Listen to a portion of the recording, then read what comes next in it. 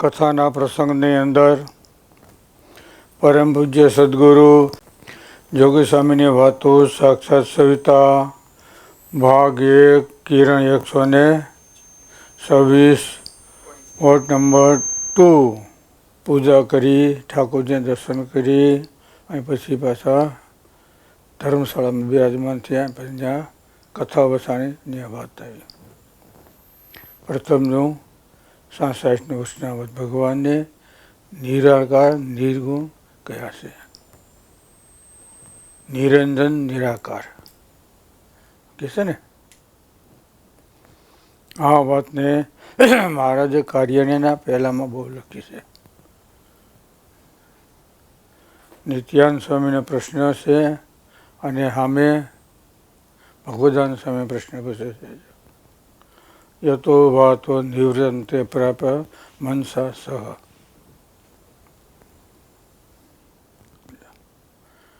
ભગવાન છે મન વાણીથી પમાતા નથી. અને પછી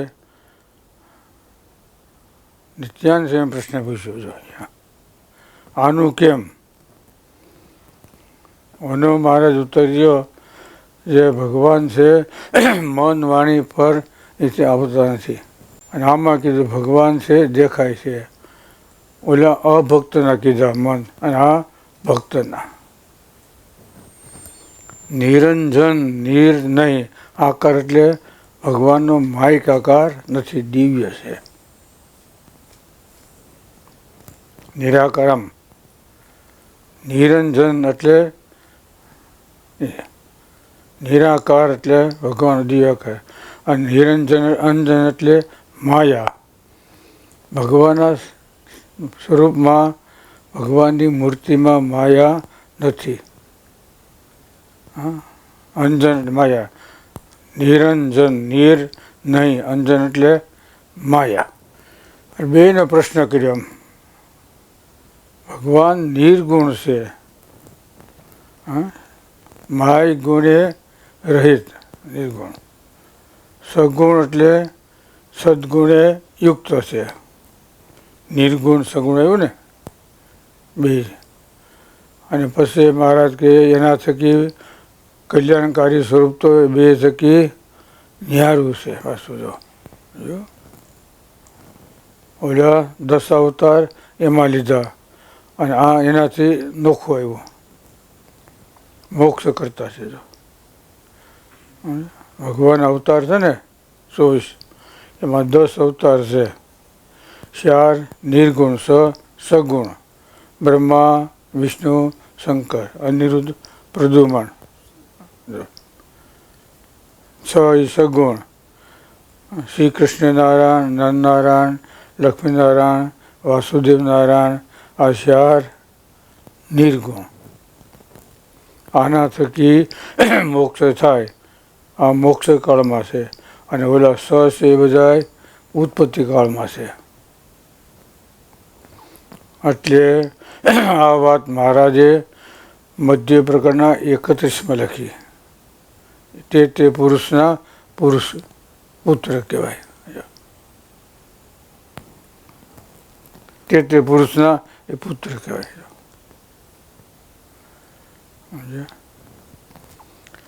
એટલે એના આશ્રય જવાથી મોક્ષ ન થાય. મોક્ષ કરવો હોય તો નિર્ગુણ એવા ભગવાન તેનો આશરો કરો, એના થકી મોક્ષ થાય.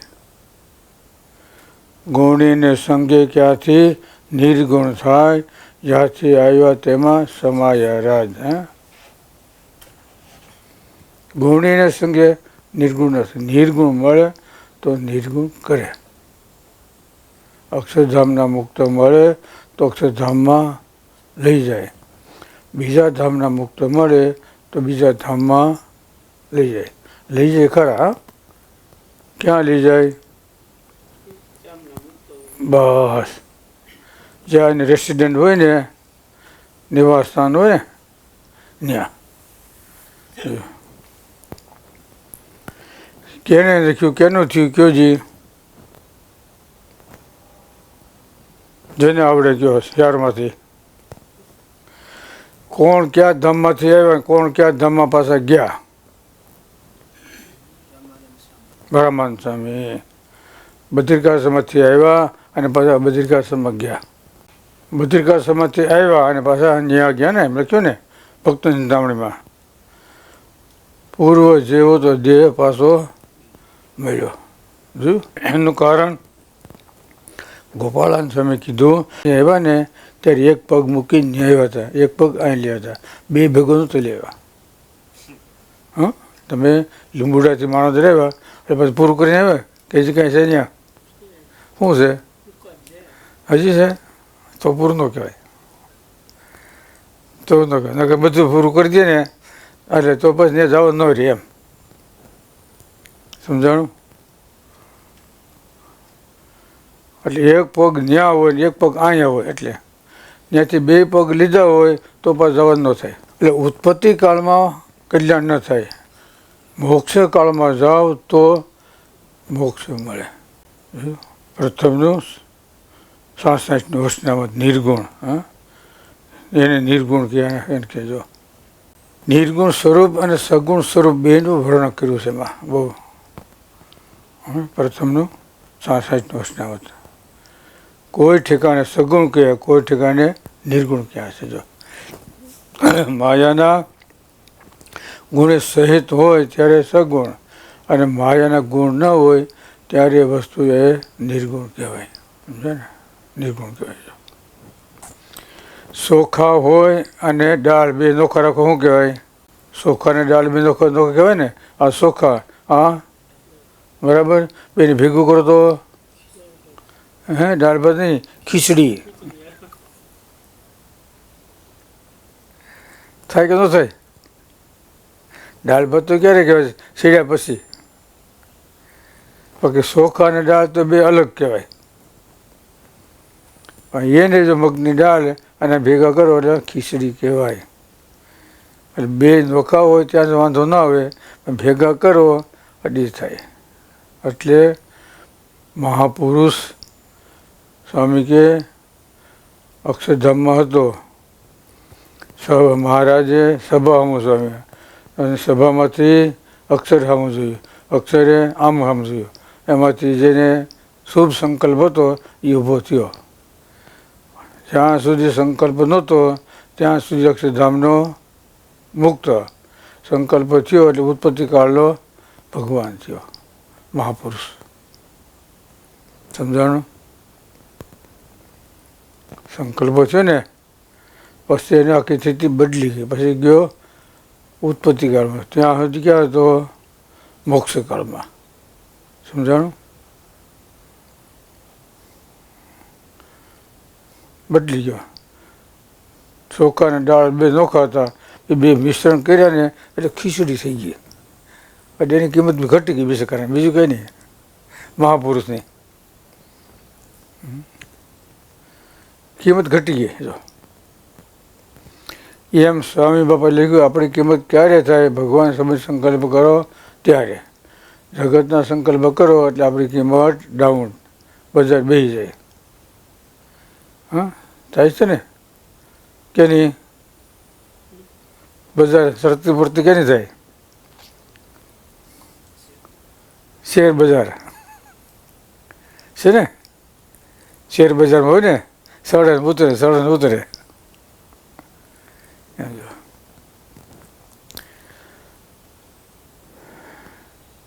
કોઈ ઠેકાણે સગુણ કીધા, કોઈ ઠેકાણે એને નિર્ગુણ કીધા છે.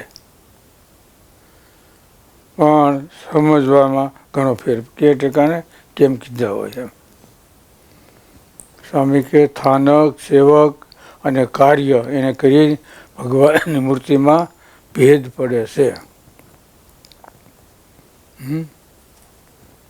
સ્થાનક, સેવક અને કાર્ય. ગોર્ધન પર્વત તોડ્યો એટલે ગોર્ધનનાથ. અર્જુન હતા ત્યારે પ્રકેલે નરનારાયણ થયું ને, સેવક આવી ગયો ને, સ્થાનક, સેવક અને કાર્ય. જો એને કરીને ભગવાનની મૂર્તિમાં બહુપણું કીધું છે. રાધા જે હોય તો રાધા કૃષ્ણ કહેવાય, ગોપી હોય તો ગોપીનાથ કહેવાય, મદન મોહન, હા મુરલીધર છે ને, બંસી હોય ને, બંસી ધરી હોય ત્યારે. અને કેવક ક્યારેક સેવક એને લઈને ભેદ પડે, ક્યારે કાર્ય, ક્યારેક સ્થાનક, ક્યાં ભગવાન બેઠા છે, ક્યાં છે, શું છે.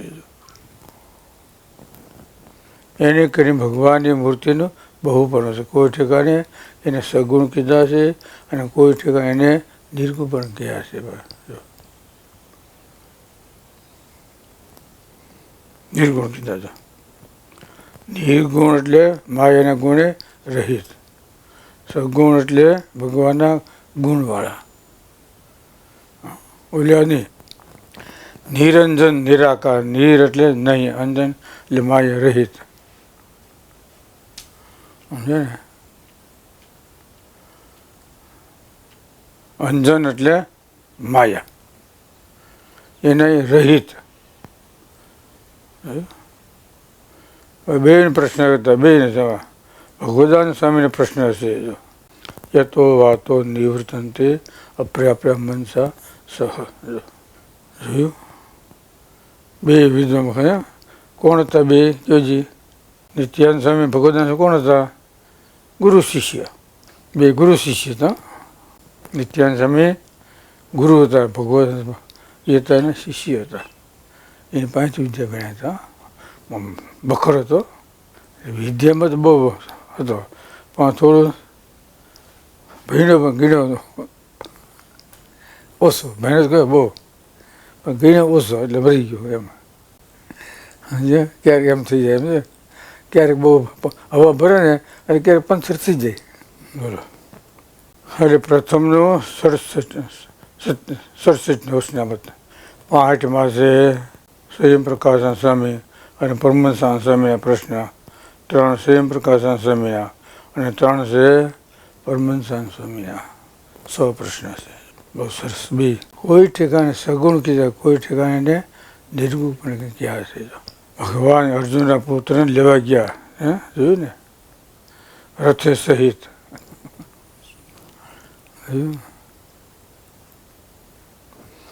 ભૌમા પુરુષના લોકમાં ગયા, એમ ઓલા અસુર લઈ ગયા ને, ત્યાં ગયા. જો ત્યાંથી લેવા તો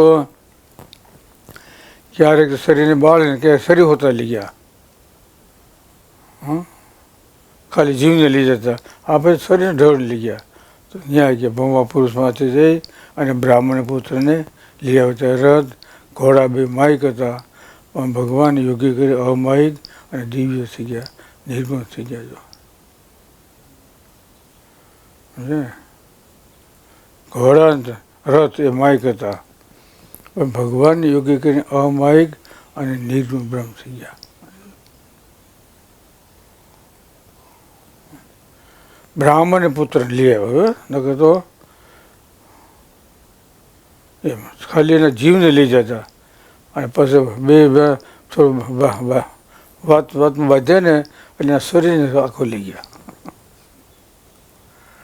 પછી ત્યાં ભગવાન ગયા, રથ માઇક લઈ, માઇક હતા, દિવ્ય થઈ ગયા. કોઈ ઠેકાણે સગુણ કીધા, કોઈ ઠેકાણે નિર્ગુણ કીધા હોય. સ્થાનક, સેવક અને કાર્ય એને કરી અને ભગવાનની મૂર્તિમાં ભેદ પડે છે.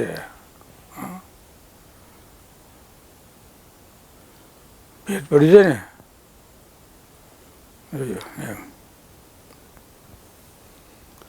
શિષ્ય બે હોય તો ગુરુ કહેવાય, ગુરુ પાસે બેઠા તો શિષ્ય કહેવાય ને.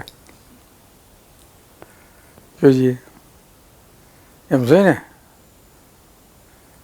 વસ્તુ એની હોય, પણ બહુ આગળ પાછળ થઈ જાય એટલે બધું ફેર પડી જાય, હોય એની વસ્તુ. અને પ્રથમનું 67 વર્ષના સમજે ને, બહુ સરસ છે.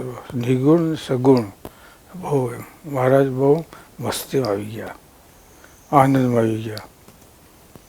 અને માયિક આકારે રહિત છે અને દિવ્ય છે. સહજાનંદ સ્વામી મહારાજ